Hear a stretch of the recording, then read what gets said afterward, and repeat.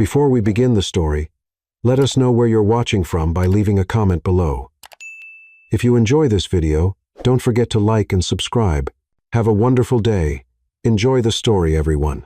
Ava Bennett adjusted her black cocktail dress for the 10th time as she watched Manhattan's elite mingle in the opulent ballroom of the plaza.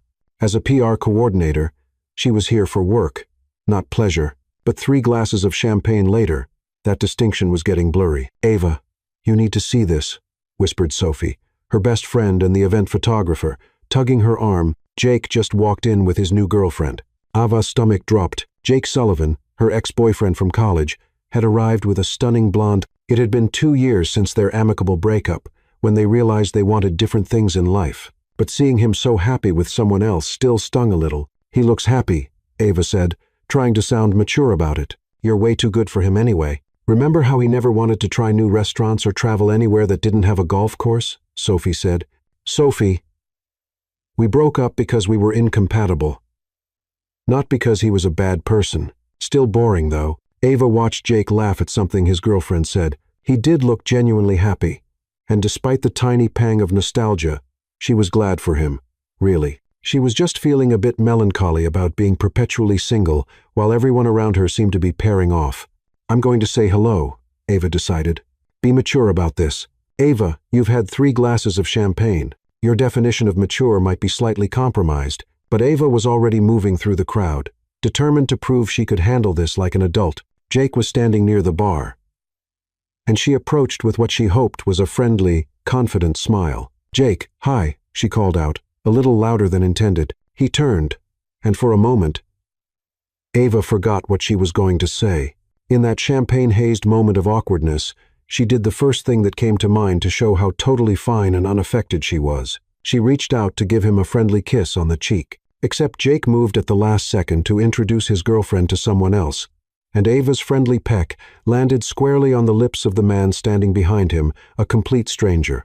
A tall stranger with ice-cold green eyes who was watching her with a mixture of surprise and what looked like amusement. He didn't push her away. In fact, his hand had moved to her waist in an almost protective gesture. "Sorry," she whispered, still too close to his face.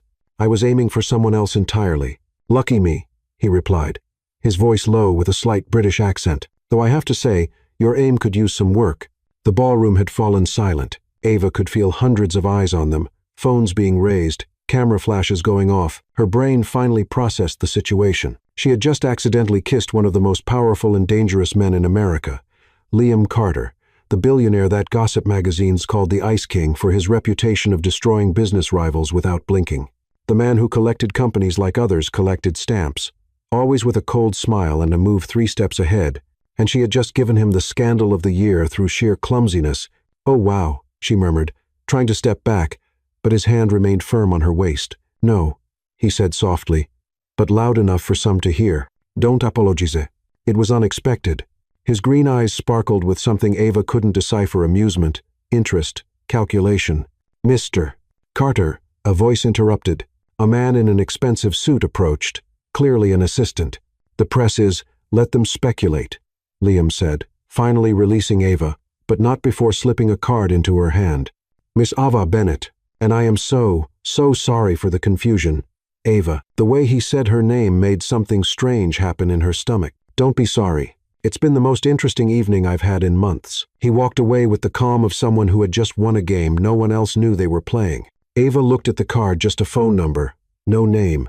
When she looked up, Liam had disappeared into the crowd, but she could feel he was still watching her. Sophie appeared beside her, mouth agape. "Ava, do you have any idea what you just did?" Ava looked around. Jake was staring at her in shock from across the room. Manhattan's elite were whispering excitedly. Photographers were still snapping pictures. "I think," she said slowly, "I just accidentally created the biggest social media moment of my life." What she didn't know was that Liam Carter was thinking exactly the same thing, and he was absolutely fascinated by the woman who had just turned his predictable evening completely upside down. The photo was everywhere. Ava stared at her phone screen, watching the image of herself kissing Liam Carter spread across social media like wildfire. The headlines were getting more creative by the hour. "Mystery woman melts the Ice King. Who's the girl who conquered Carter?" And her personal favorite, "The kiss that stopped Manhattan." "Turn it off," Sophie said, snatching the phone from Ava's hands as they sat in their favorite cafe in Soho. You're torturing yourself. I'm probably unemployed, Sophie. My boss has been giving me the cold shoulder all morning, and I have 3 missed calls from HR. Ava buried her face in her hands, all because I have terrible spatial awareness when I've been drinking. Technically, you showed excellent coordination. You could have face-planted into the chocolate fountain, but instead, you accidentally kissed the most eligible bachelor in New York, a man who could destroy my entire career with a single phone call, a man who gave you his private number. Ava pulled the elegant card from her purse, studying it for the 100th time since last night. No name, no company logo, just 10 digits in embossed silver. What if he wants to sue me for assault? What if he wants to take you on his private jet to Paris? Sophie. What? The man's been single for 2 years since his divorce. According to Forbes, he's been turning down supermodels and socialites left and right. Maybe you're exactly what he needs. Someone who doesn't throw herself at his feet begging for attention. Ava's phone buzzed. An unknown number. Good morning, Ava. I trust you've seen the news. Coffee? L. Oh my gosh, it's him. Ava showed Sophie the message, her hands shaking slightly. Answer him. What do I say? Yes, obviously. When will you get another chance to have coffee with the most powerful man in New York? He's not just powerful, he's intimidating. He can be both. In fact, that's probably part of his charm. Ava stared at the message. She could ignore it. Pretend the whole thing never happened, and spend the rest of her life wondering what if. Or she could answer and potentially step into a world she wasn't prepared for. Her phone buzzed again. Unless you prefer tea, I'm flexible on beverages, less so on timing. 1 hour. Blue Bottle Coffee. Rockefeller Center. I'll be the one not accidentally kissing strangers. Despite everything, Ava found herself smiling. He's got a sense of humor, she said, showing Sophie the second message, and he's persistent. I like him already. You don't even know him. I know he could have had security escort you out last night, and instead asked you for coffee. That says something about his character. Ava looked at her reflection in the cafe window. Her hair was pulled back in a messy bun. She was wearing her favorite jeans and a simple sweater, and she looked exactly like what she was, a regular person about to meet someone way out of her league. I look completely ordinary. You look real. Something tells me Liam Carter doesn't see much of that in his world. 45 minutes later, Ava stood outside Blue Bottle Coffee, second-guessing every decision that had led her there. Through the window, she could see him at a corner table, reading what looked like the Wall Street Journal. Even in casual clothes, dark jeans, and a navy cashmere sweater, he commanded attention. The baristas moved around him with the careful deference reserved for very important customers. She was about to turn around when he looked up and saw her. Their eyes met through the glass, and he smiled, not the cold, calculating smile she'd seen in business magazines, but something warmer, almost approachable. Before she could lose her nerve, Ava pushed through the door. You came, he said, standing as she approached. Up close, without the champagne haze and formal lighting, she could see he was even more attractive than she'd remembered. I wasn't entirely sure you would. I wasn't sure either, Ava admitted, accepting the chair he pulled out for her. This whole situation is pretty surreal. Honest, I appreciate that.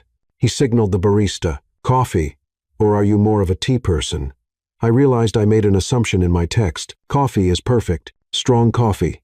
I didn't sleep much last night. Neither did I, though probably for different reasons. He studied her face with those intense green eyes. You're nervous. It wasn't a question, so Ava didn't treat it like one. Wouldn't you be?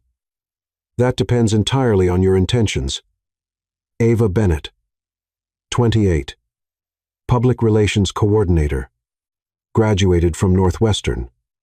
Currently employed at Sterling Communications, though I suspect that might be changing soon, given this morning's headlines.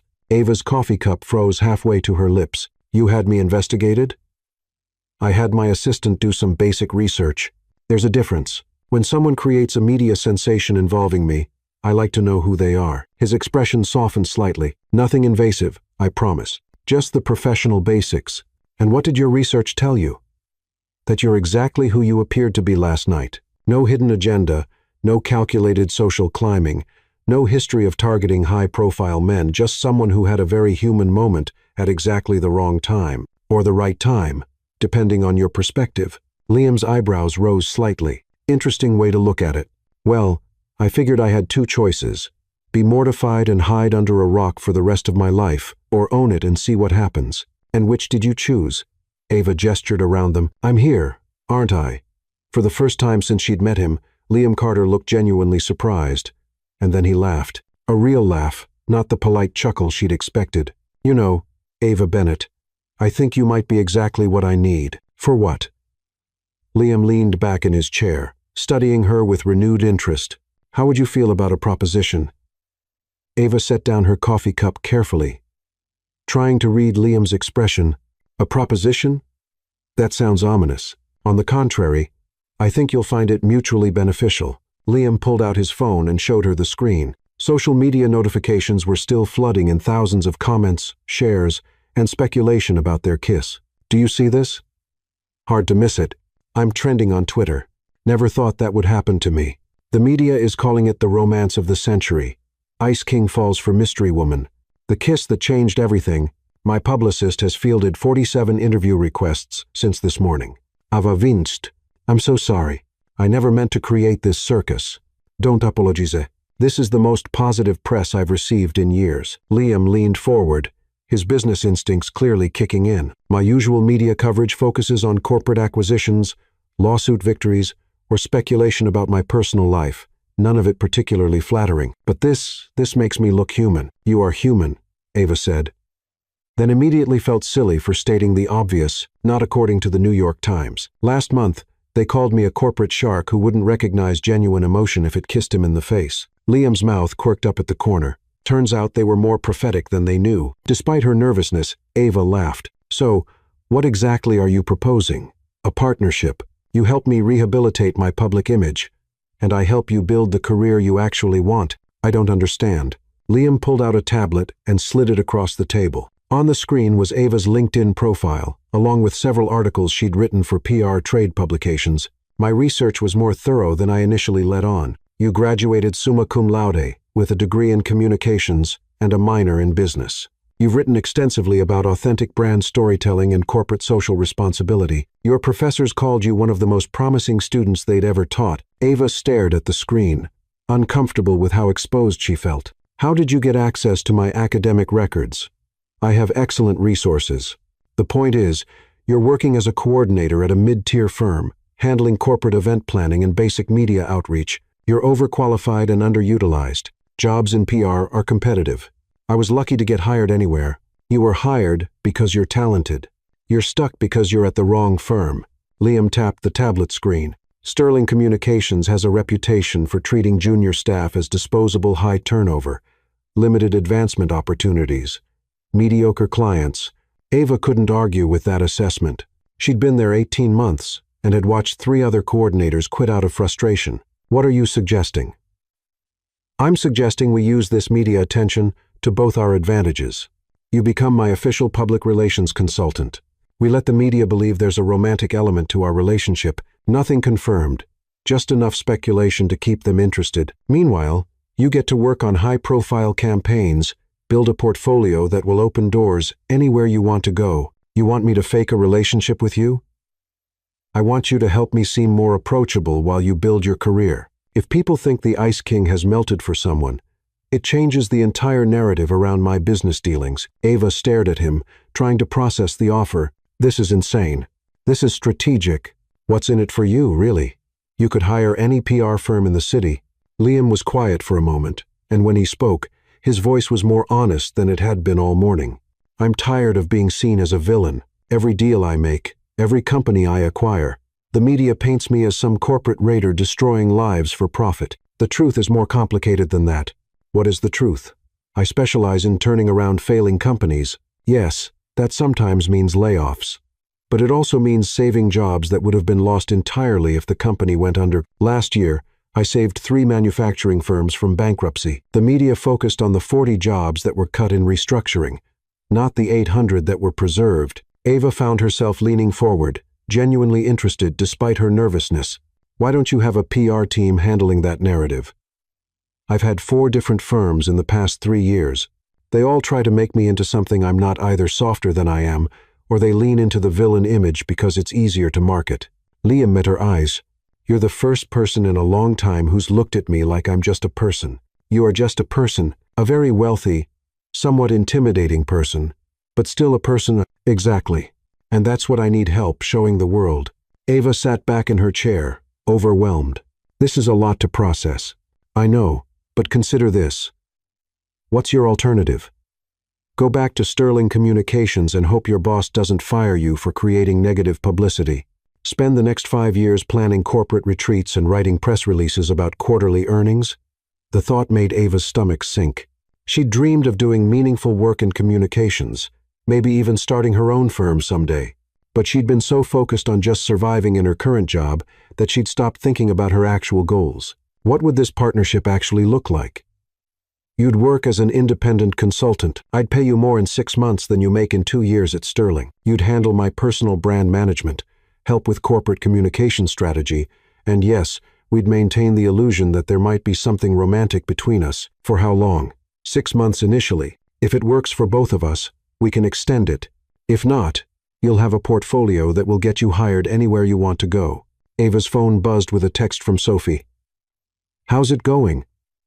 Are you running away to elope or running away to hide? I need to think about this. Ava said finally. Of course, but Ava? Liam leaned forward again, and she caught a hint of his cologne, something expensive and subtle. Don't think too long. The media attention from last night won't last forever. We need to capitalize on it while people are still interested. How long do I have? 24 hours. Meet me tomorrow at my office. Carter Enterprises. 47th floor. Come prepared to give me an answer. Liam stood and pulled out his wallet, leaving a $50 bill on the table for their coffee. As he turned to go, Ava called after him. Liam. He turned back, eyebrows raised. If I say yes, what happens if we actually start liking each other? For a moment, his carefully controlled expression slipped, and she saw something that looked almost vulnerable. Then I suppose we'll cross that bridge when we come to it. After he left, Ava sat alone with her coffee, staring at the business card he'd left behind. This time, it had his full name and company information embossed in elegant silver lettering. Her phone rang. Sophie, well, how did it go? Are you still alive? I think, Ava said slowly, I just got offered the opportunity of a lifetime, or I'm about to make the biggest mistake of my life. Knowing you, probably both. So, what are you going to do? Ava looked out the window at the busy Manhattan street, watching people hurry past with their own dreams and ambitions and complications. I honestly have no idea, but even as she said it, Ava realized that for the first time in months, she felt truly excited about the possibilities ahead of her. Terrified, but excited. Maybe that was exactly what she needed. Ava spent the rest of the day walking through Central Park, her mind spinning with Liam's proposition. By the time she returned to her tiny Upper West Side apartment, she had managed to talk herself into and out of accepting his offer at least 17 times. You look like someone who's been wrestling with a life-changing decision, Sophie said, looking up from Ava's couch where she was editing photos on her laptop. Lucky for you, I brought reinforcements. She gestured to the coffee table, which was now covered with Chinese takeout containers and a bottle of wine. You're a lifesaver, Ava said, collapsing into her favorite armchair. I feel like my brain is going to explode. Okay, let's break this down logically. Pro and con list. I'll take notes. Sophie grabbed a notepad from Ava's coffee table. Start with the pros. The money is incredible. He's offering me more in 6 months than I make in 2 years. Good start. What else? The experience would be amazing working on high-profile communication strategy, building a portfolio that could open doors anywhere. Ava picked up a spring roll and took a thoughtful bite. And honestly, the work sounds interesting. His point about the media narrative is valid. They do paint him as this heartless corporate raider, but the companies he's acquired, the jobs he's actually saved, there's a real story there. You've been researching him. I spent 3 hours going through business journals this afternoon. Sophie, he's not the villain the media makes him out to be. Last year alone, his interventions saved over 2,000 jobs, but all the headlines focused on the layoffs during restructuring. Sophie scribbled notes. So, you're genuinely interested in the work? That's important. What else? It would get me out of Sterling Communications. My boss, Lauren, has been making my life miserable for months. She takes credit for my ideas, gives me the worst assignments, and I swear she's trying to push me out. I've been telling you to quit that place for a year. I needed the experience and the steady paycheck. Ava sipped her wine. But this would be, Well, it would be my shot at doing something that actually matters. Okay, now the cons. Ava groaned. Where do I start? It's fake. Sophie, the whole romantic angle would be completely manufactured for public consumption. But would it be, though? Sophie set down her pen and looked at Ava. Seriously. You were pretty flustered when you came home from coffee with him. And don't think I didn't notice you've been calling him Liam instead of Mr. Carter. That doesn't mean anything. It means you're comfortable with him. Which is weird considering he's supposedly this intimidating ice king. Ava considered that Liam had been intense. Yes. But not in a way that made her feel small or stupid. If anything, he'd seemed genuinely interested in her thoughts and opinions. He listened to me, she said slowly. Really listened. When I talked about authentic brand storytelling, he asked follow-up questions. Good ones. Most people's eyes glaze over when I get into PR theory. See, there's already a connection there. But what if working together ruins it? What if I'm terrible at the job? What if he realizes I'm just some nobody from Ohio who's way out of her depth? Sophie reached over and grabbed Ava's hand. Stop. You're not some nobody. You're brilliant at what you do. You just haven't had the chance to prove it yet. Remember the Hartley Foundation campaign you developed? The one Lauren stole and presented as her own? Ava nodded reluctantly. She developed a complete rebranding strategy for a struggling nonprofit, only to watch her boss present it to the client and take full credit. That campaign was genius. It was innovative and heartfelt, and it would have worked perfectly if they'd actually let you implement it instead of watering it down. Sophie squeezed her hand. You have talent, Ava. You just need someone to recognize it. But the fake relationship part, who says it has to stay fake? Ava nearly choked on her wine. Sophie, I'm serious. You said yourself there was chemistry. The man could have any woman in New York. But he specifically sought you out. Don't you think that means something? It means he sees a business opportunity, maybe. Or maybe he sees something else. Sophie pulled out her phone and scrolled through social media. Look at these comments on the photos from last night. Ava reluctantly took the phone. The photo of her and Liam kissing was still circulating widely, and the comments were overwhelmingly positive.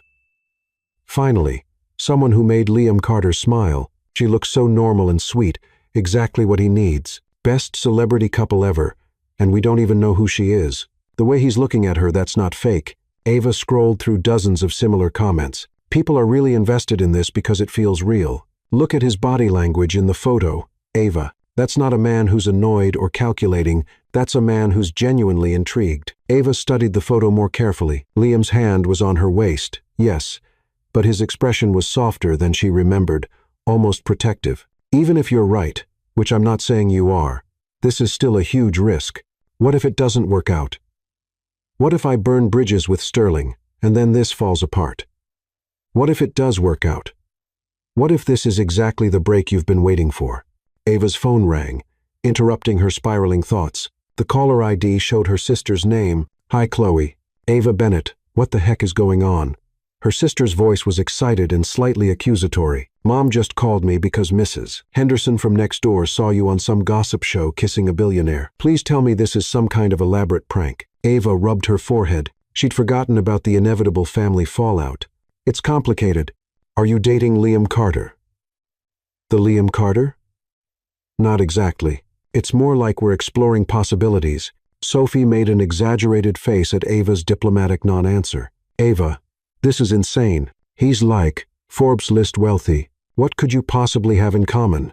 The question stung, even though Ava knew Chloe didn't mean it that way. Her family had always been supportive, but they also had a tendency to remind her how different her life in New York was from their small-town Ohio existence. We both like coffee, Ava said weakly. I'm serious. Be careful, okay? Men like that don't date women like us unless they want something. After Ava hung up, she sat in silence for a few minutes. Sophie waited patiently, understanding that her friend needed to process. She's not wrong, Ava finally said. We are from completely different worlds. So what? You're smart, you're talented, you're beautiful, and you made him laugh. Those things don't depend on your bank account. But what if this is all just some elaborate game to him? What if he gets bored and moves on and I'm left with nothing? What if you don't take the chance and spend the rest of your life wondering what could have been? Ava looked around her small apartment, the second-hand furniture, the stack of bills on her kitchen counter, the rejection letters from PR firms tucked in her desk drawer. Then she thought about Liam's offer. the excitement in his voice when he talked about changing the narrative around his business. "I'm scared," she admitted. "Good. Scared means it matters." Ava's phone buzzed with a text from an unknown number, but she recognized it as Liam's from their earlier conversation. "I know I said 24 hours, but I wanted to add one thing. Whatever you decide, I want you to know that meeting you has been the most interesting thing that's happened to me in a very long time. L." Sophie read the message over Ava's shoulder. "Okay, that's not fair. He's being charming." Despite her anxiety, Ava smiled. "He really is. So, what are you going to do?" Ava thought about her conversation with Liam that morning, the way he'd looked genuinely surprised when she called him human. She thought about her job at Sterling, the daily frustration of watching her ideas get dismissed or stolen. She thought about the dreams she'd put on hold because they seemed too impractical, too ambitious for someone like her. "I'm going to say yes." "Really?" "Really." Ava felt a flutter of excitement mixed with terror. "I'm going to walk into his office tomorrow and tell him I'll do it. And if it turns out to be the biggest mistake of your life..." Ava grinned, feeling suddenly lighter than she had in months.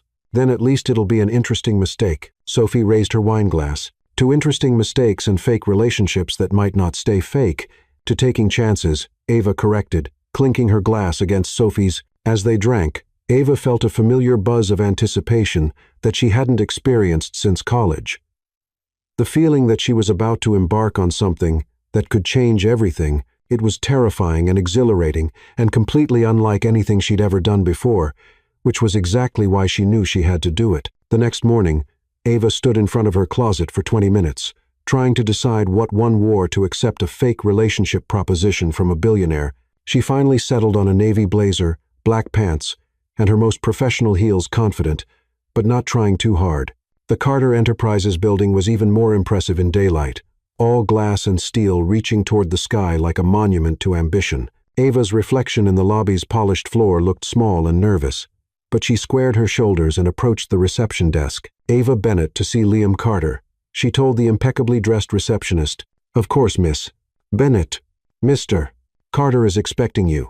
The elevator to your right will take you directly to the 47th floor." The elevator ride seemed to last forever, giving Ava plenty of time to second-guess her decision.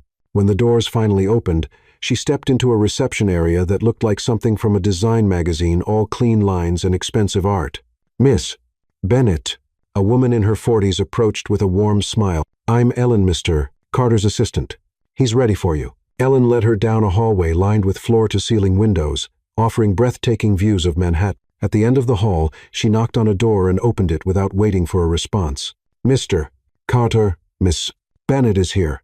Liam's office was exactly what Ava had expected, massive, intimidating, and perfectly organized. He was standing behind his desk, still in that navy sweater from yesterday, looking like he'd been waiting for her. "Ava, thank you for coming." His voice was carefully neutral, but she caught something that might have been relief in his expression. Ellen closed the door behind them, leaving them alone. Ava walked toward the desk, her heels clicking on the hardwood floor. "I've made my decision," she said, proud that her voice sounded steadier than she felt. Liam's expression didn't change, and Ava took a deep breath, thinking of Sophie's words about interesting mistakes and taking chances. "Yes, I'll do it." The smile that spread across Liam Carter's face was nothing like the cold, calculated expression she'd seen in magazines. It was genuine and relieved, and almost boyish. "Really? Really. But I have conditions." Liam's relief was palpable, but he quickly composed himself, gesturing to the chairs arranged around a small conference table by the window. "Please sit. I'd like to hear your conditions." Ava settled into the leather chair, trying not to be intimidated by the panoramic view of Manhattan spread out below them. "First, I want a proper contract, not just a handshake deal. I want everything spelled out. My responsibilities, compensation, timeline, and most importantly, the boundaries of this arrangement. Of course, I've already had my legal team draft something preliminary." Liam pulled a folder from his desk. "Though I suspect you'll want to review it with your own attorney." "I don't have an attorney." "You will by the end of the week? Consider it part of your compensation package." Liam sat across from her, his attention completely focused on what she was saying. "What else?" "Second, I want creative control over the PR strategy. You can give input and feedback, but I'm not interested in being a mouthpiece for someone else's ideas. If you want authentic brand storytelling, You have to trust me to tell the story. Liam nodded slowly. That's actually refreshing. Most consultants tell me what they think I want to hear. Most consultants probably haven't accidentally kissed you in front of half of Manhattan's social elite. Ava felt herself relaxing slightly. Third, the fake relationship aspect has boundaries. No public displays of affection beyond what's necessary for photos. No private events unless they're directly related to the PR strategy. And if either of us starts dating someone else for real, we reassess the arrangement. Understood. Though I have to ask, are you currently seeing anyone? No? Are you? No. Liam leaned back in his chair, studying her. Any other conditions? Ava hesitated, then decided to voice the concern that had been nagging at her since yesterday. I want to understand your endgame here. What does success look like to you? Because if this is just about softening your image for some major acquisition or IPO, I need to know that up front. Liam was quiet for a long moment, and Ava wondered if she'd overstepped. When he finally spoke, his voice was more honest than she'd expected. 3 years ago, my father died. He built this company from nothing, started with a small investment firm, and grew it into what you see today. He was brilliant and ruthless when he needed to be.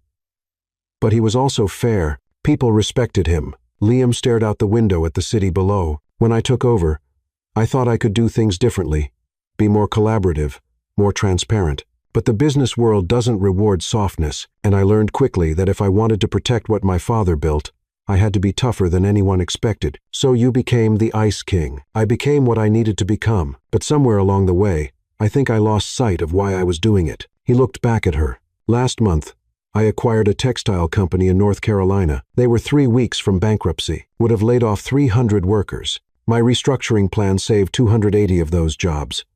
But the local newspaper ran a front-page story about the 20 jobs that were cut. The headline called me a heartless corporate vulture. Ava could hear the frustration in his voice. That must have been difficult. What was difficult was getting a letter from one of the workers I saved, thanking me for keeping the plant open so she could pay for her daughter's college tuition. She had no idea I was supposedly the villain in her story. Liam met Ava's eyes. I want to change that narrative. Not because I need good publicity for some business deal, but because I want the work I'm doing to actually matter to people. Ava felt something shift in her chest. This wasn't the cold calculation she'd expected. This was someone who genuinely cared about the impact of his work, but had lost the ability to communicate that effectively. That's exactly the kind of story we should be telling, she said. But it requires vulnerability. You'll have to let people see behind the corporate facade. Are you saying I have a facade? Liam's mouth quirked up in what was becoming a familiar, almost smile. I'm saying that the man who just told me about wanting his work to matter is not the same man I read about in Forbes magazine. Which version do you prefer?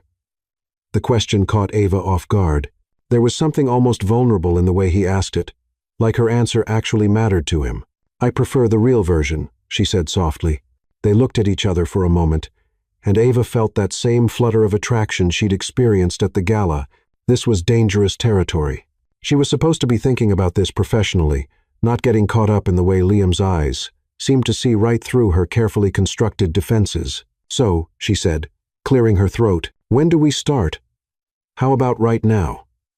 Liam stood and walked to his desk, returning with a tablet. I have a board meeting this afternoon with the executives from that textile company I mentioned. They're expecting the usual corporate presentation about quarterly projections and cost-cutting measures. And you want to do something different? I want to tell them about Elena Torres, the woman who wrote me that letter, and about Mark Evans, the plant supervisor, who's been there for 30 years and came up with the efficiency improvements that made the restructuring possible. I want to remind them that behind every number on our spreadsheets is a real person with a real life. Ava felt a spark of excitement. This was exactly the kind of authentic storytelling she dreamed of doing. That's a completely different approach than what they'll be expecting, which is why I need your help. Can you help me figure out how to tell that story without sounding like I'm pandering or making excuses? Absolutely. Ava pulled out her notebook, her mind already racing with possibilities. But first, I need more background. Tell me about the company, the challenges they were facing, the restructuring process, and I want to hear more about Elena and Mark. For the next hour, Liam walked Ava through the details of the North Carolina acquisition. As he talked, she began to see not just the business strategy, but the human story underneath it. This wasn't a corporate raider destroying lives for profit. This was someone trying to balance the harsh realities of business with genuine concern for the people affected by his decisions. "Okay," Ava said, looking up from her notes. "Here's what I think we should do." She outlined a presentation strategy that wove together the financial necessity of the restructuring with the human impact of saving the company. Instead of leading with numbers, they would start with stories. Instead of focusing on what was cut, they would highlight what was preserved and strengthened. The key, Ava explained, is helping them understand that tough decisions don't have to be heartless decisions. "You saved that company. Liam, you should own that." Liam listened intently, occasionally asking questions or offering additional context. Ava found herself impressed by how quickly he grasped the strategic elements of her approach. This wasn't just a wealthy man who'd inherited a successful business. He was genuinely thoughtful about the work he was doing. "This is good," he said when she finished. "Really good. How quickly can we put this together?" Ava glanced at her watch. "When's the meeting?" 3 o'clock. "That gives us 4 hours. It'll be tight, but doable. I'll need access to your research team, and someone who can help with presentation design." "Done. Ellen can set you up with whatever you need." Liam stood, but instead of heading for the door, he remained by the window, looking uncertain. "Ava, can I ask you something?" "Of course. Why did you really say yes to this? It's not just about the money or the career opportunity, is it?" Ava considered the question carefully. She could give him the professional answer, talk about portfolio building and networking opportunities. But something about the way he'd opened up to her made her want to be equally honest. "Because I've spent the last 18 months watching mediocre people take credit for my ideas while I smile and say nothing. I've been playing it safe, being grateful for whatever scraps I could get. And it's been slowly killing my passion for this work." She met his gaze. "When you described wanting your work to matter, I recognized something. I want my work to matter too. And you think this arrangement will help with that?" "I think," Ava said slowly, "that working with someone who's willing to be vulnerable about wanting to do better might remind me why I loved this field in the first place." Liam nodded, something like understanding passing between them. "Well then, let's go change some minds." The next few hours passed in a blur of research, writing, and presentation design. Ava found herself completely absorbed in the work, collaborating with Liam's team to craft a narrative that was both compelling and authentic. She'd forgotten how energizing it could be to work on something that felt genuinely important. Liam proved to be an excellent collaborator. He trusted her instincts while offering valuable insights about his audience and the company culture. When they disagreed on approach, they discussed it thoughtfully, rather than deferring to hierarchy. "You know," Ava said as they reviewed the final presentation, "this is the most engaged I've felt about work in months." "Good, because if this goes well, I have about 12 other projects that could use your touch." At 2:45, they made their way to the boardroom. Ava had offered to attend the meeting to answer questions about the strategic approach, but Liam had declined. "This is my story to tell," he'd said, "but I want you to watch from the observation room. I'd like your feedback afterward." The observation room was a small space behind one-way glass that allowed Ava to see and hear the meeting without being seen. She watched as Liam's board members filed in 8 executives in expensive suits, all looking like they were expecting a routine quarterly review. Liam entered last, carrying the tablet with their presentation. As he began to speak, Ava felt a flutter of nervous anticipation. "Before we discuss numbers today," Liam began, "I want to tell you about Elena Torres." What followed was a master class in authentic leadership communication. Liam told Elena's story, and Mark's story, and the story of a company that was saved rather than destroyed. He presented the financial data, but in the context of human impact, he acknowledged the difficulty of the decisions while owning the positive outcomes. Ava watched the faces of the board members as Liam spoke. The initial skepticism gave way to engaged interest, and by the end of the presentation, several of them were leaning forward, asking thoughtful questions about how this approach could be applied to other acquisitions. "This is exactly the kind of leadership our shareholders want to see," said Margaret Hayes, the board's longest-serving member. "It shows strength and compassion in equal measure." When the meeting ended, Ava felt a surge of professional pride unlike anything she'd experienced at Sterling Communications. This was the kind of work she'd dreamed of doing, helping leaders communicate authentically about complex challenges. Liam found her in the observation room a few minutes later, his face showing a mixture of relief and excitement. "That went well," he said, though it was clearly an understatement. "That went brilliantly. You were brilliant." Ava couldn't contain her enthusiasm. "Did you see how engaged they were?" Margaret Hayes looked like she wanted to give you a standing ovation. They responded exactly the way you predicted they would. Liam sat down across from her, looking genuinely impressed. You have a gift for this, Ava. We have a gift for this, she corrected. You trusted the process and delivered authentically. That's not as easy as you made it look. So, what's next?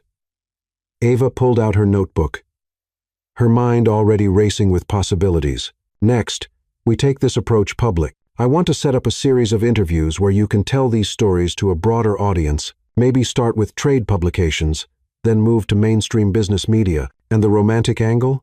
Ava felt her cheeks warm slightly. We let people draw their own conclusions. A few carefully staged public appearances, some social media moments, nothing too obvious. Speaking of which, Liam pulled out his phone. We should probably be seen leaving the building together. There are usually photographers outside around this time.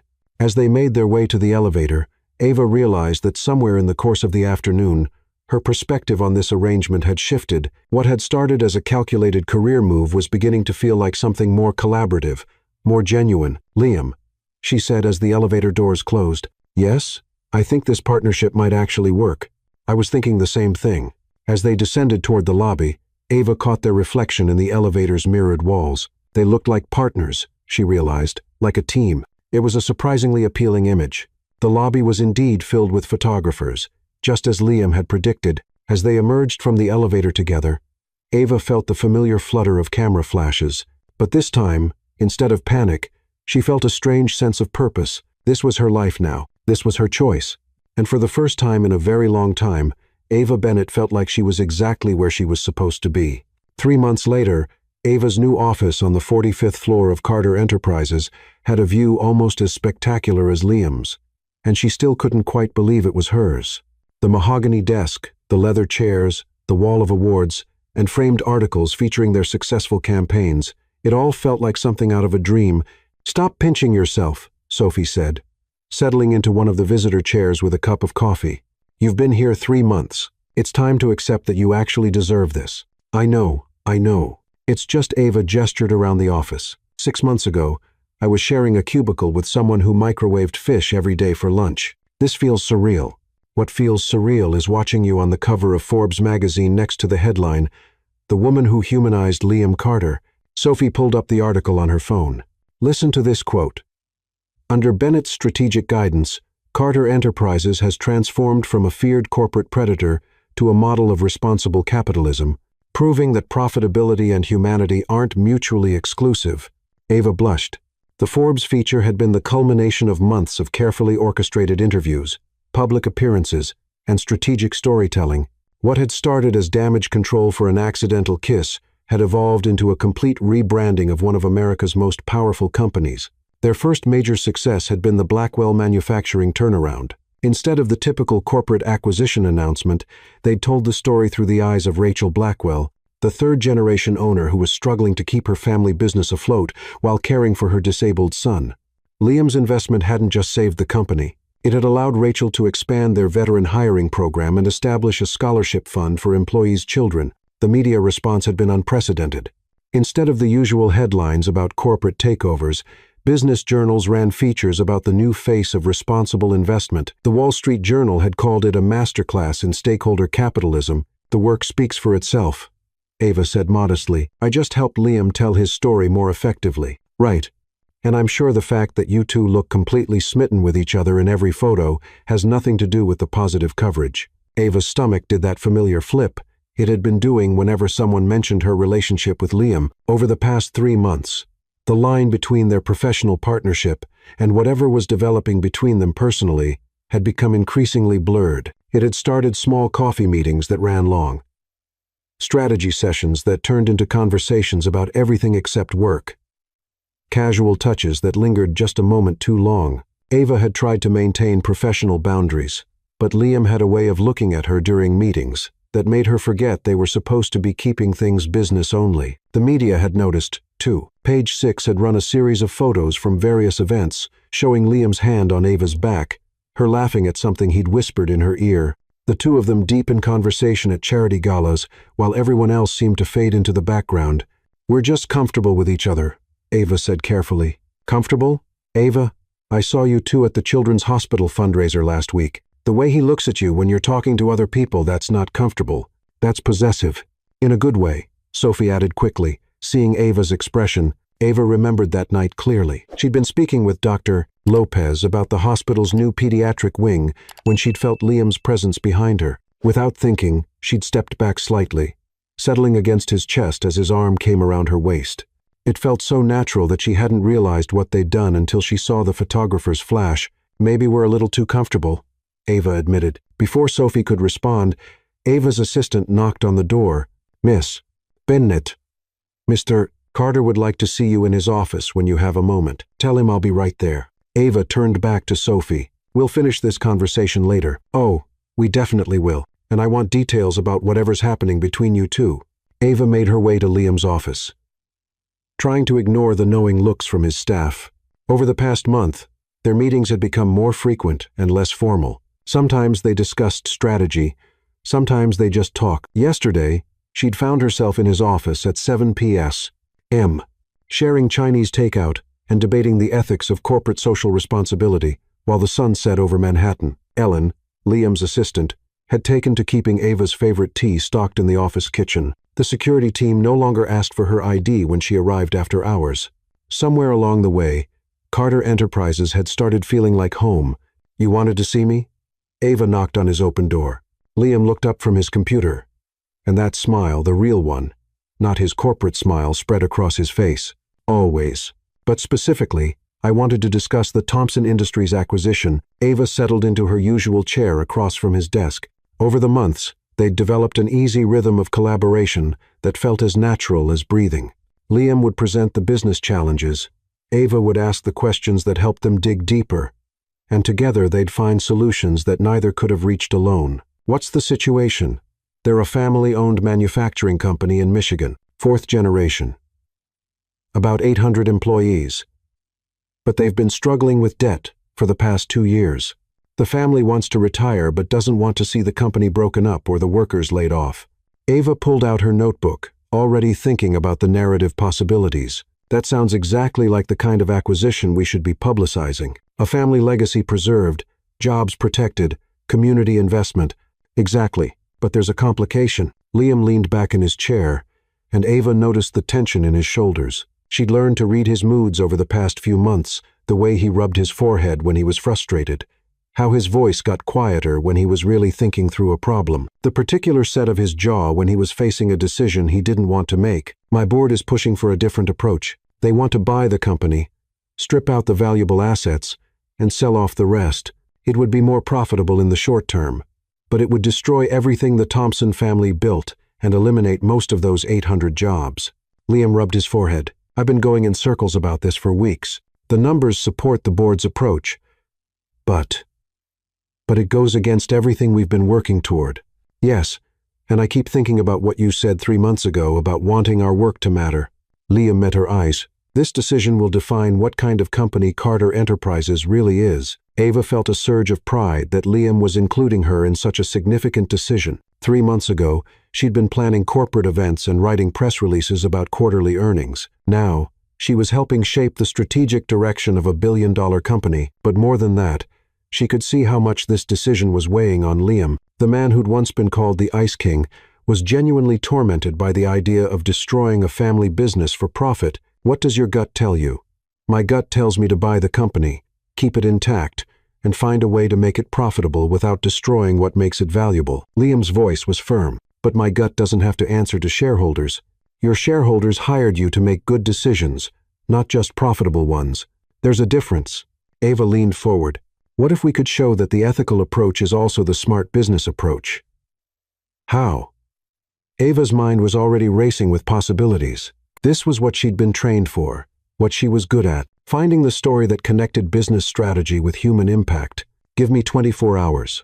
I want to research Thompson Industries, their market position, their community impact. There might be value there that your board isn't seeing. Ava, you don't have to. Yes, I do. This is exactly why you hired me. She stood, energized by the challenge. We've spent 3 months telling the world that Liam Carter makes decisions based on more than just profit margins. Now we get to prove it. Liam stood as well, coming around the desk to stand close to her. Ava caught a hint of his cologne, that same expensive, subtle scent that had become as familiar as breathing. What if the numbers don't work out? What if the board is right and keeping the company intact is financial suicide? Then we find a third option. We get creative. Ava looked up at him, struck by how natural it felt to have him standing so close. Over the months, they'd developed this habit of gravitating toward each other during conversations, as if they worked better when they were in each other's orbit. Liam, 3 months ago, you told me you wanted your work to matter. This is how it matters. Something shifted in Liam's expression, and suddenly Ava was very aware of how close they were standing, how his eyes seemed to be focused on her lips rather than her words. Ava, he said softly, I need to tell you something. What? This stopped being fake for me weeks ago. Ava's heart started beating faster. She'd been trying not to think about the fact that their public appearances had started feeling less like performances and more like dates, real dates, where she looked forward to seeing him, where she found herself caring more about his reaction to something than about how it looked to photographers. What do you mean?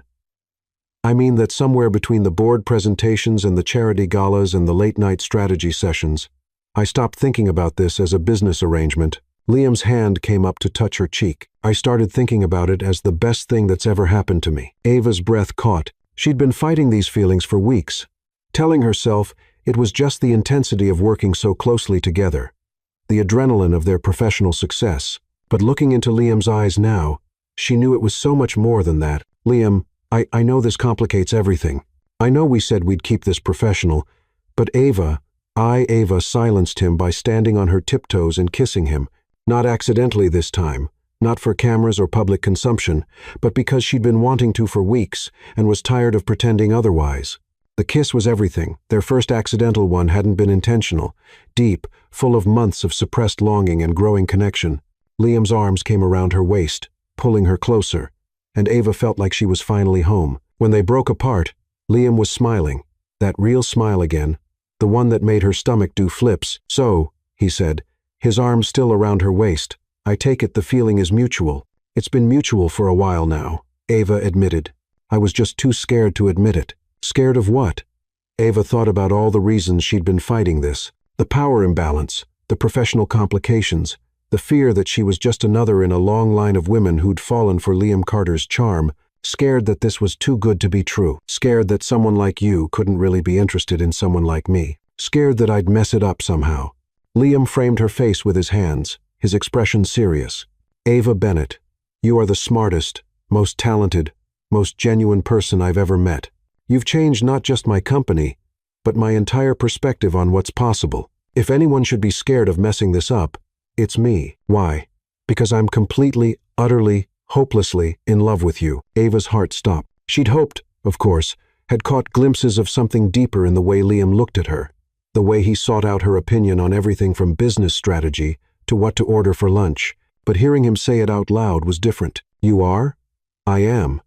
And I've been trying to figure out how to tell you for weeks. Liam's thumb traced her cheekbone. I love how your mind works, how you see connections that no one else sees. I love how you get excited about spreadsheets when they tell a story you care about.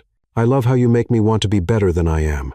I love you too, Ava said, the words tumbling out before she could second-guess them. I've been fighting it because it seemed impossible.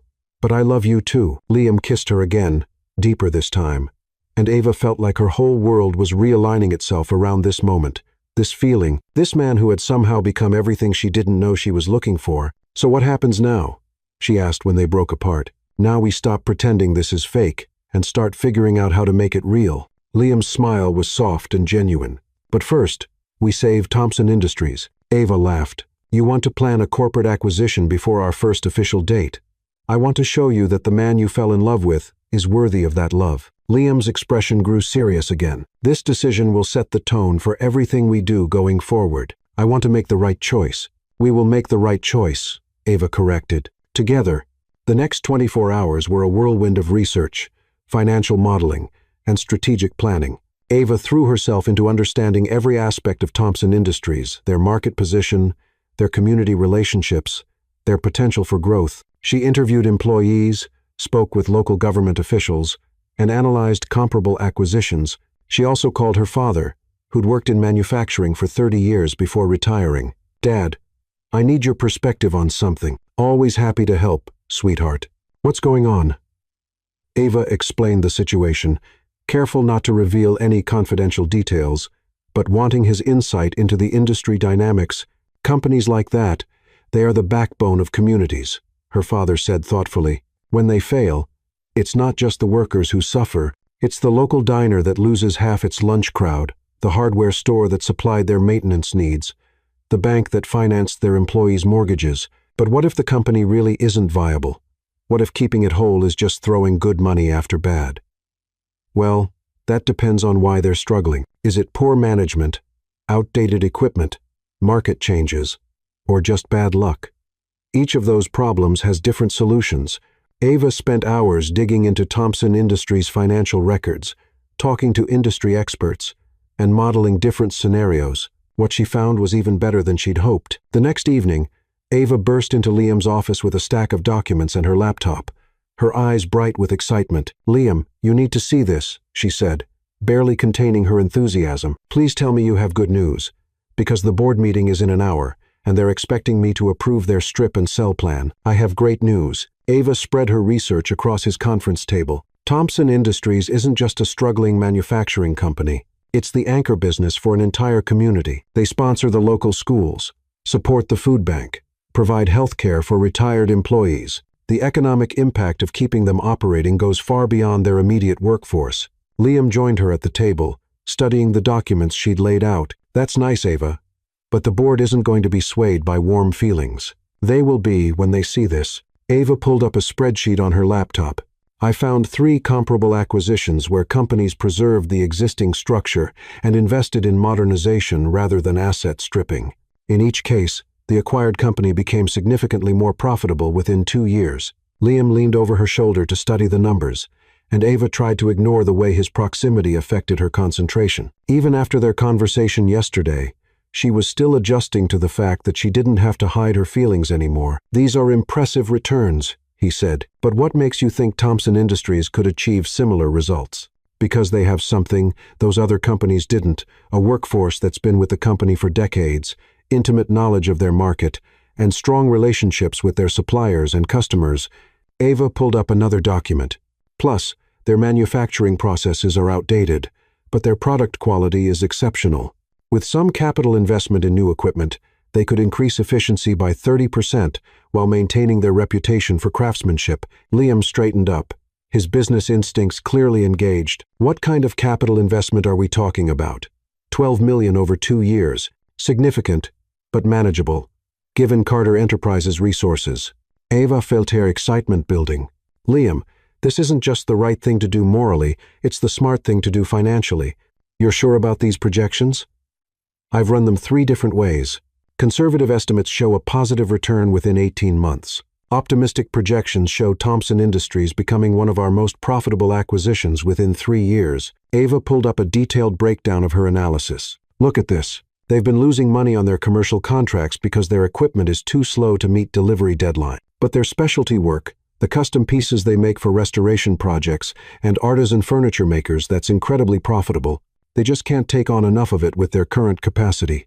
So, we modernize their equipment to increase capacity for the high-margin work while streamlining the commercial side." "Exactly. And we leverage their reputation for quality to move into new markets. There's a growing demand for domestically produced, sustainably manufactured goods. Thompson Industries could be perfectly positioned to capitalize on that trend." Liam was quiet for a moment, studying the data. Then he looked at Ava with an expression of amazement and admiration. "You did all this in 24 hours? "I had motivation." Ava smiled. "I wanted to prove that doing good and doing well aren't mutually exclusive.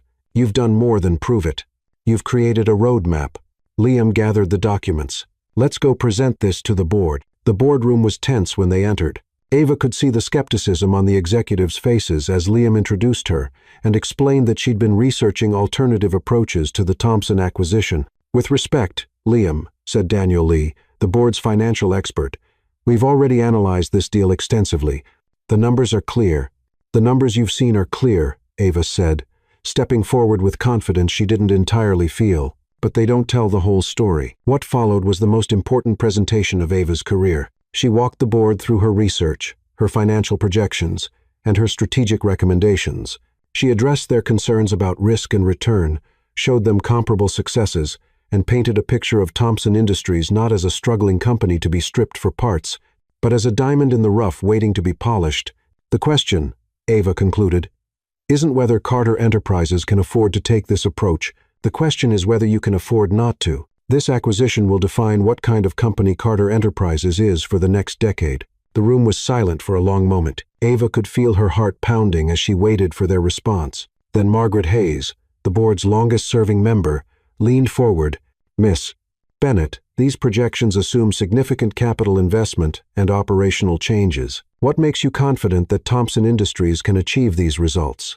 Because they've been doing exceptional work under difficult circumstances for 4 generations, Ava replied. All they need is a partner who believes in their potential rather than just their assets. Daniel Lee studied the financial models on his tablet. These returns are significantly better than our original projections because our original projections only considered short-term asset value. Liam said, Ava has shown us the long-term value creation potential. Elizabeth Foster, the board's newest member, raised her hand. What about market risk?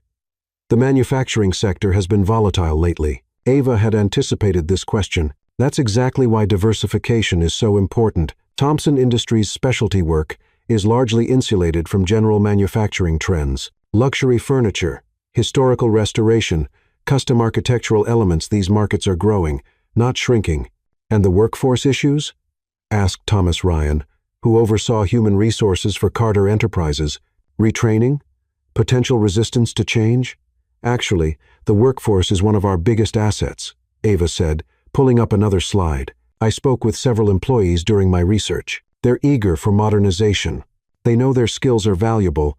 They just need better tools to compete. She told them about Mark Evans, the plant supervisor, who'd drawn up detailed plans for workflow improvements, and Elena Torres, the quality control specialist who'd identified opportunities to reduce waste while maintaining their quality standards. These aren't people who are afraid of change, Ava said. They're craftspeople who want to do better work. The board deliberated for 30 minutes while Liam and Ava waited in his office. Ava paced by the windows, nervous energy, making it impossible to sit still. Stop worrying, Liam said. Your presentation was flawless. What if they reject it? What if they think I'm being naive about the business realities? Liam stood and caught her hands, stopping her pacing. Then we'll find another way. But Ava, regardless of what they decide, I want you to know that what you did today was extraordinary. You didn't just crunch numbers.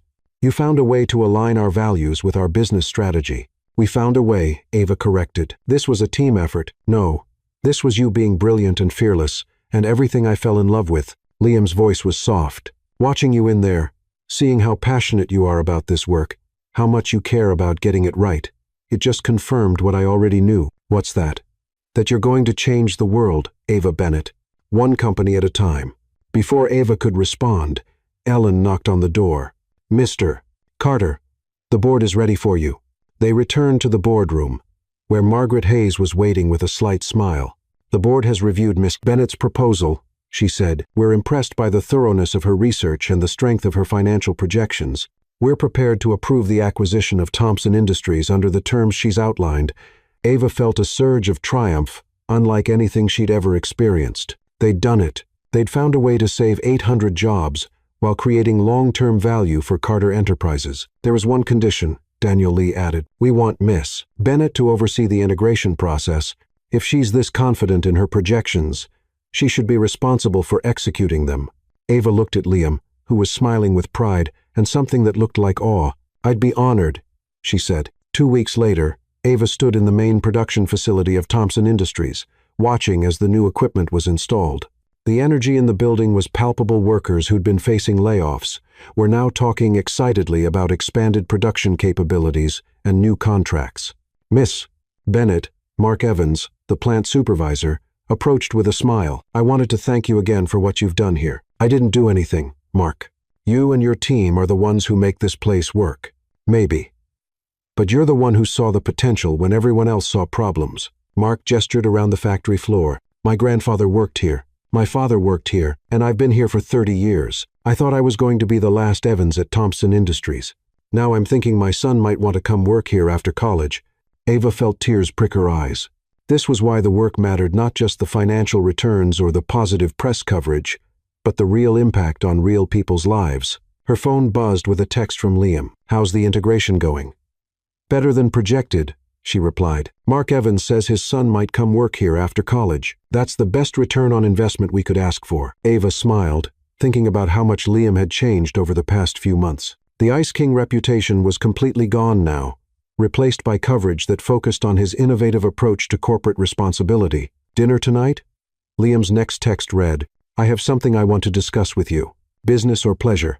"Both, always both with us." That evening, Ava met Liam at a small Italian restaurant in Little Italy, far from the usual business dinner spots where they might be photographed. Over the past few weeks, they'd been carefully navigating their new relationship while maintaining their professional partnership. "So, what did you want to discuss?" Ava asked as they settled into a corner booth. "The Thompson Industries' success has generated some interesting opportunities," Liam said. "I've had calls from 3 other family-owned companies asking if Carter Enterprises might be interested in similar partnerships." Ava felt a flutter of excitement. "Really? Really?" "And Margaret Hayes suggested that we should consider formalizing this approach, creating a dedicated division within Carter Enterprises focused on sustainable acquisitions." "That's incredible, Liam. It would be exactly what you've been working toward." "What we've been working toward," Liam corrected. "Ava, I want you to head up this new division." Ava nearly choked on her wine. "What?" "I want you to be Vice President of Strategic Partnerships. Your own department, your own team, the authority to pursue acquisitions that align with our values." Liam's eyes were bright with excitement. "It would be exactly the kind of work you're passionate about, on a scale that could make a real difference." Ava stared at him, overwhelmed. 6 months ago, she'd been a coordinator at a mid-tier PR firm. Now, Liam was offering her a vice presidency at one of the most powerful companies in America. "Liam, I don't know what to say." "Say yes. Say you'll take a chance on building something that's never been done before." Ava thought about the past few months, about the work they'd accomplished together, about the satisfaction of knowing that her efforts had directly improved people's lives. "Yes," she said. "Absolutely, yes." Liam's smile was radiant. "Good, because I've already had HR draw up the paperwork." They spent the rest of dinner talking about the possibilities, about the companies they could help, about the model they could create for responsible capitalism. Ava felt more energized and optimistic about the future than she'd ever felt in her life. As they walked back to Liam's car, Ava's phone rang. "Sophie." "Ava, you need to get to a television right now," Sophie said without preamble. "Why? What's wrong?" "Nothing's wrong. Something's very, very right. Turn on Channel 7.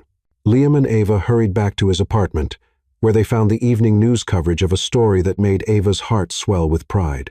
In business news tonight, the anchor was saying, Thompson Industries announced they've received their largest order in company history, a contract to produce custom millwork for the restoration of Grand Central Terminal. Company officials credit new equipment and expanded capacity made possible by their recent acquisition by Carter Enterprises. The camera cut to an interview with Mark Evans, who was standing in the factory Ava had visited that morning.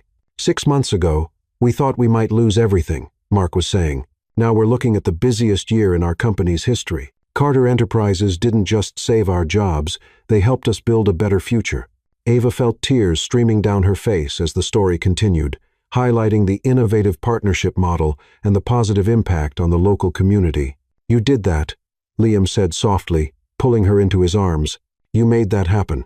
"We made that happen," Ava corrected, but she was smiling through her tears. As they held each other, watching the story of their success play out on screen, Ava thought about the journey that had brought them here.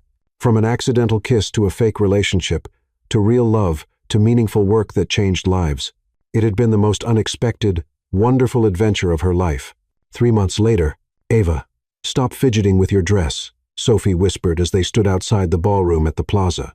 The same ballroom where everything had started. "I can't help it. This feels like tempting fate." Ava smoothed the emerald green silk of her evening gown, a far cry from the simple black dress she'd worn to that first gala. "Fate has been pretty good to you lately," Sophie pointed out. "Successful company launch, Forbes 30, under 30 list, and you're about to announce your engagement to the man of your dreams at the same place where you accidentally kissed him." Ava looked down at the engagement ring on her finger, a vintage Art Deco design that Liam had chosen because it reminded him of her. He'd said strong and beautiful and built to last. The proposal had happened 3 weeks ago during a weekend trip to the Thompson Industries facility. They'd been walking through the factory, watching the night shift work on the Grand Central Terminal millwork, when Liam had suddenly stopped and dropped to one knee right there on the factory floor. "This is where it all started," he'd said. "Our first real success together. The moment I knew I wanted to spend my life building things with you." Ava had said yes while Mark Evans and the entire night shift cheered in the background. It had been perfect, unconventional, and meaningful, and completely them. The Thompson Industries integration had been so successful that Ava had decided to start her own communications firm, specializing in helping companies align their values with their business strategies. Liam had been her first client and biggest supporter, and now Bennett Communications was one of the most sought-after firms in the city. But tonight wasn't about business. Tonight was purely celebration, the launch party for Ava's firm, combined with their engagement announcement, held in the place where their story began. "Ladies and gentlemen," the announcer's voice carried from inside the ballroom, "please welcome Liam Carter and Ava Bennett." Ava took Liam's arm as the doors opened, and they walked into the same ballroom where their story had begun. But this time, instead of chaos and embarrassment, there was intention and joy. The room was filled with the people who had become important to them over the past year: business partners, colleagues, friends, and family. Ava spotted her parents near the front. Her father looked slightly overwhelmed by the opulence, but proud nonetheless. Mark Evans was there with his wife. Representing the Thompson Industries team, Margaret Hayes and several other Carter Enterprises board members had come to show their support. "Ready for this?" Liam murmured, as they made their way to the center of the room. "With you, I'm ready for anything." Liam took the microphone, looking out at the crowd with the same confidence Ava had fallen in love with, but tempered now with warmth and genuine joy. "A year ago," he began, "I was standing in this room when a beautiful stranger accidentally kissed me. It was the best accident of my life." The crowd laughed, many of them remembering the viral photos from that night. "That kiss led to a partnership that transformed my company and a love story that transformed my life." Ava didn't just change how Carter Enterprises operates. She changed how I see the world, how I think about success, what I want to build with my life. Ava felt her eyes filling with tears as Liam continued. "Tonight, I'm thrilled to announce that Ava has agreed to make our partnership permanent and to celebrate the launch of Bennett Communications, a firm that's already changing how businesses think about their responsibility to their communities." Liam dropped to one knee, pulling out the ring box, even though Ava was already wearing the ring, and the crowd erupted in delighted laughter. "Ava Bennett," he said, his voice carrying clearly through the silent ballroom, "you've made me a better man and a better leader. Will you marry me?" "I already said yes, you ridiculous man." Ava laughed, but she was crying happy tears. "But yes, again, always yes." As Liam stood and spun her around, the ballroom erupted in applause.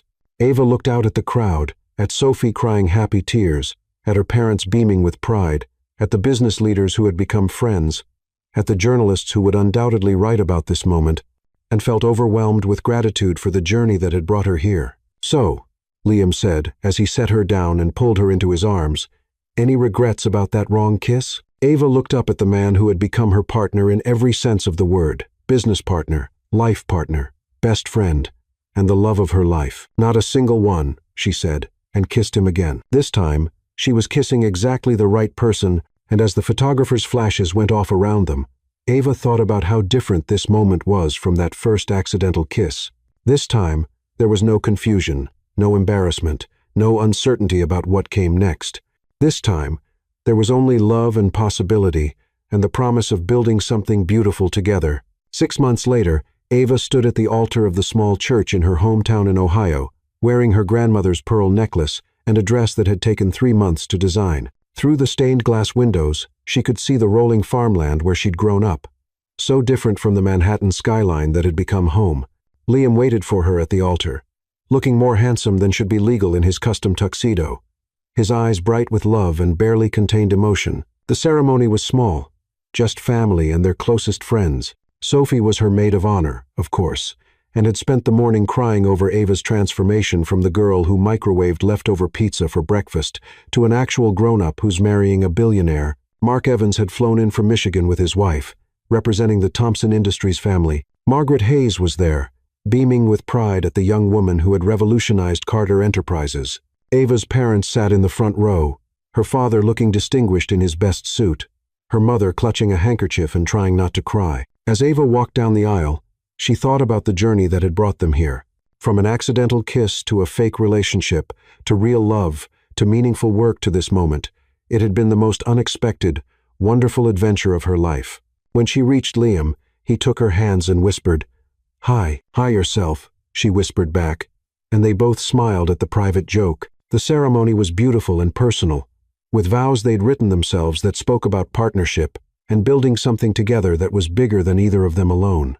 Do you, Ava Elizabeth Bennett, take Liam James Carter to be your husband, to love and support him in all his endeavors, to challenge him to be his best self, and to build a life together based on love, respect, and shared purpose? I do, Ava said, her voice clear and strong. Do you, Liam James Carter, take Ava Elizabeth Bennett to be your wife, to love and support her in all her endeavors, to be her partner in both business and life, and to build a future together based on trust, love, and the desire to make the world a little bit better? I do, Liam said, his voice thick with emotion. As they exchanged rings and shared their first kiss as husband and wife, Ava felt like her heart might burst with happiness. This was what she'd been waiting for her whole life without knowing it. Not just love, but partnership. Not just success, but meaning. The reception was held in the barn on her family's property, transformed with fairy lights and elegant flowers into something magical. Ava and Liam's first dance was to At Last by Etta James, and as they swayed together under the stars, Ava thought about how perfectly the lyrics captured their journey. So, Mrs. Carter, Liam said as they danced, "What's next for us?" "Well, Mr. Carter, I was thinking we could start with a honeymoon in Tuscany, then come back and change the world one company at a time," Liam said, spinning her around. "Sounds perfect," Liam said, "though I have one request." "What's that?" "No more accidental kisses. From now on, they're all intentional." Ava laughed, the sound carrying across the warm summer evening. "I think I can manage that." As the song ended and their guests applauded, Ava looked around at all the people who had become part of their story. Sophie was dancing with Ava's cousin, already planning the photo album she'd create as a wedding gift. Mark Evans was deep in conversation with Ava's father about manufacturing techniques. Margaret Hayes was charming Ava's mother with stories about Ava's meteoric rise at Carter Enterprises. "You know what the best part of all this is?" Ava said as they made their way to cut the cake. "What's that?" "6 months ago, I thought my biggest problem was accidentally kissing a stranger at a party. Turns out it was the solution to everything I didn't even know I was looking for." Liam stopped walking and pulled her into his arms, right there in the middle of the dance floor. "Ava Carter," he said, "I love you more than I ever thought possible." "I love you too, Liam Carter. Thank you for being worth the accident." As they kissed, surrounded by fairy lights and laughter, and the people they loved most, Ava realized that sometimes the best things in life really do happen when you least expect them. Sometimes the wrong kiss turns out to be exactly right. The end.